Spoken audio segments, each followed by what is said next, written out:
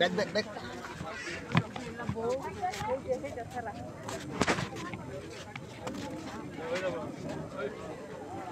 Será que sini na?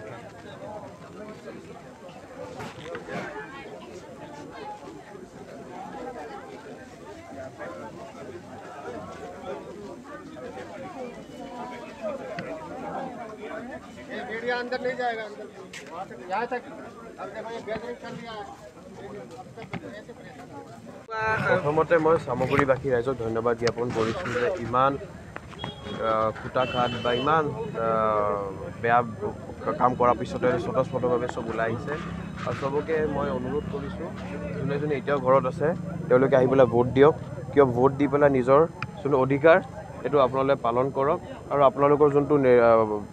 Representative হ'ব বা বিধায়ক হ'ব তেওঁ আপোনালোকে নিজৰ হাতেদি নিজে আপোনাৰ নিৰ্বাচিত কৰক মই এইখিনি কৈছোঁ মই আছিলোঁ আক্ৰমণৰ সময়ত মই একচুৱেলি আমাৰ ইলেকশ্যন আছিলে আজি যোনটো আছে তাৰ কাম কৰি আছিলোঁ তাৰপিছত যে বাহিৰত হুলস্থুল শুনা পালোঁ তাৰপিছত ময়ো ওলাই যাব বিচাৰিছিলোঁ কিন্তু মোৰ যোনটো এটা PSO পাইছোঁ PSO কৈছে আপুনি যাব নালাগে আমি চাই আছোঁ তাৰপিছত আপোনালোকে যি ভিডিঅ'ত দেখা পাইছে সেইটোৱে আপোনালোকে মানুহ চিনাক্ত হৈছে আমি ইতিমধ্যে নগাঁও সদৰ থানাত আমি এটা FIR দি আহিছোঁ তাৰ নাম আছে আপোনালোকে FIRখন যদি বিচাৰি আপোনালোকে সদৰ থানাত যায় FIRখন পাব আপোনালোকে নামকেইটা পাব নামকেইটা তাত উল্লেখ কৰা আছে তাৰপিছত আপোনালোকে কি ব্যৱস্থা আইনৰ ওপৰতো আমাৰ বিশ্বাস আছে আইনে যি ব্যৱস্থা ল'ব আমি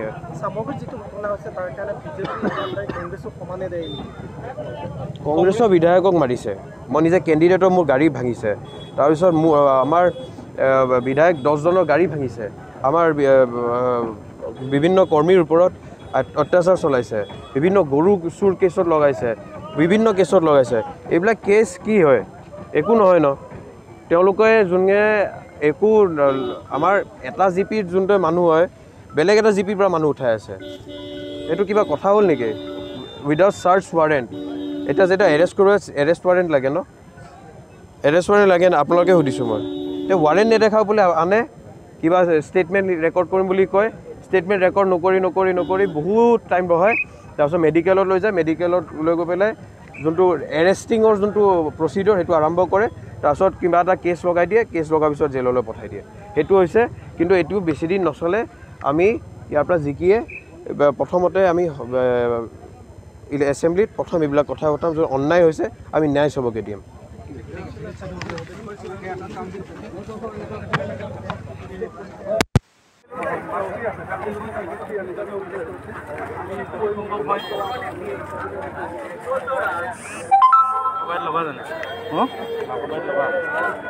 নালাগে নেকি মেইন বাইককেইটা পালোঁ নহয় চাউণ্ডটো কথা চাই লওঁ চাওঁ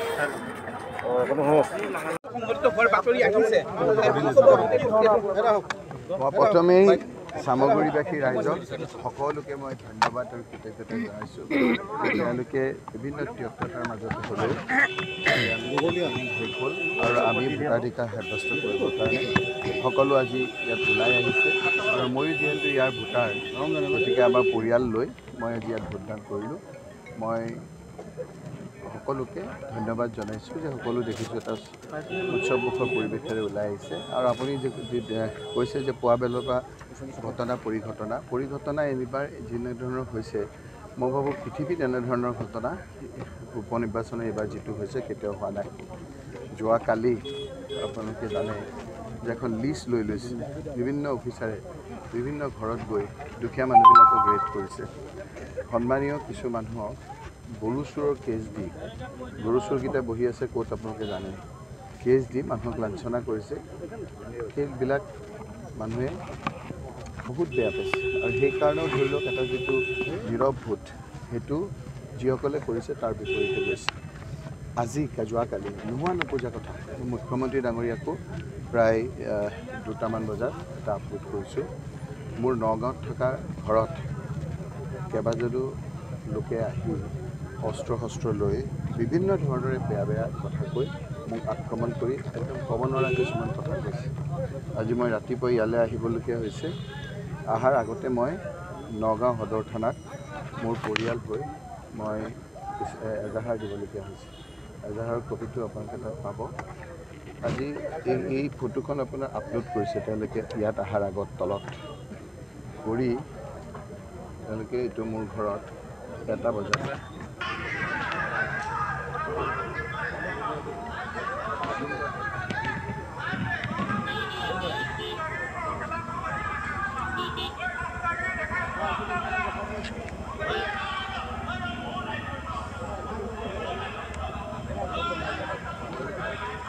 আজি ৰাজনীতি কি পৰ্যায় পাইছে পৰিৱেশটো বৰ বহুত বেয়া কৰিছে। মাজুলী এইবিলাক মই এনেকুৱা হেৰি গ'লে বেছি হৈ থাকিলে ৰাজনীতিয়ে এৰি দিম। মই আপোনাক ক'লোঁ যদি এইটোৱেই হয় হিমন্ত বিশ্ব শৰ্মাই এনেদৰে মুখ্যমন্ত্ৰী হৈ এই ধৰণৰ কৰি থাকিলে মই ঘৰতে বহি থাকিম, সেইটোৱেই ভাল। এইবিলাক আৰু তিতা কেহা তেওঁলোকে কৰা ঘটনাবিলাক আকৌ আমাক চুৱে, আমি কৰা বুলি কয়।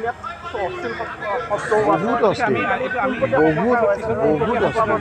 বহুত এতিয়া আপোনাক তেওঁলোকক নধৰে, কিন্তু যিবিলাক সৎ দুখীয়া মানুহ ঠিক কথা মইতো আপোনাৰ যি হৈ আছে আপুনি ঘৰত ভাবকচোন। ৰাতি মই পৰিয়ালটোক ভাগৰে যুগৰে গৈ পেলাই শুই থকা অৱস্থাত 1টা 2টাত যদি তেনেকুৱা অশ্লীল মোৰ জীৱনতো হোৱা নাই তেনেধৰণৰ কথা। আমাৰ এইখিনি জেগাত তেনেকুৱা নহয়। আজি কি হৈছে কিয় এইবিলাক উদগনি জনাইছে? যদি প্ৰথমেই যদি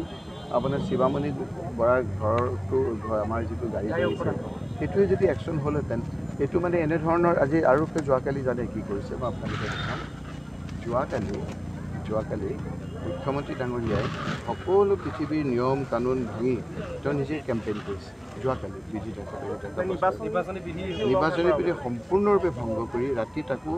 2টা বজাত তেওঁ এজন মানুহ পঠিয়াই দিছে। কেনেকৈ ঘৰৰ পৰা ওলাই তেওঁ গৈছে, তেওঁ যিটো কৰিছে এইফালে তেওঁ পূৰা এজেঞ্চি লগাই বিভিন্ন অফিচাৰ লগাই বিভিন্নজনৰ ঘৰ ৰেড কৰিছে আৰু ইফালে আপোনাৰ বিভিন্নজনৰ ঘৰ আপোনাৰ ৰেড কৰিছে। ৰেড কৰাৰ উপৰিও মুখ্যমন্ত্ৰী ডাঙৰীয়াই আপোনাৰ ৰাতি এটা বজাত তেওঁ ভিডিঅ' কল কৰি কেম্পেইন কৰিছে যে এইটো চবতে ওলাইছে, সেইটো মই আপোনালোকক দেখাই দিম। এইটো ভিডিঅ' কল কৰি তেওঁলোকে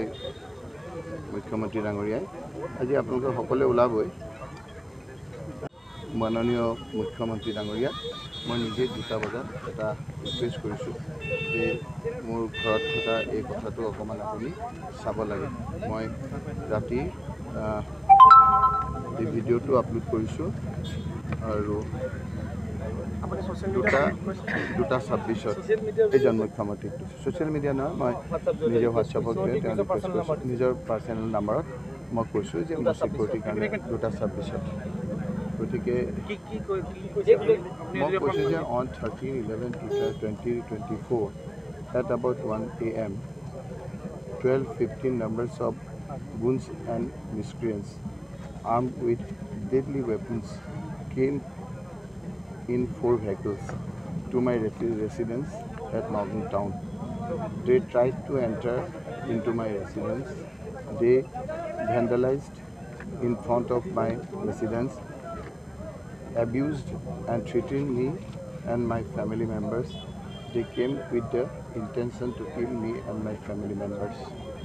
You are advised to take necessary action in this regard and ensure safety and security of mine and family members. Rokibul Hussain, MP Dhubri HPC, মাননীয় মুখ্যমন্ত্ৰী ডাঙৰীয়া মই বিনম্ৰভাৱে এইটো অনুৰোধ কৰি এইটো পঠিয়াইছোঁ, কাৰণ মোৰ ঘৰখনে খুব ভয় খাইছে। ৰাতি বিহাৰে এতিয়া শিকিব, বিহাৰ চিহাৰ ওপৰত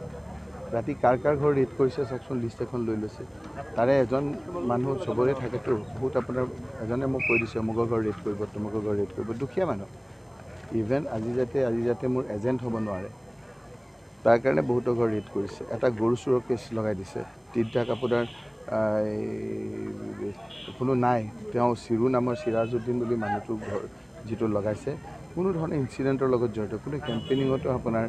বহুত দূৰ তেওঁকো আপোনাৰ নি এনেকুৱা ধৰণৰ 109 লগাইছে এটেম্প টু মাৰ্ডাৰ কেছত আসামী বনাইছে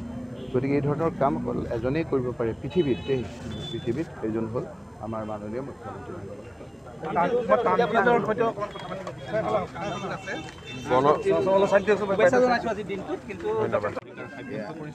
আৰু আজিৰ দিনটো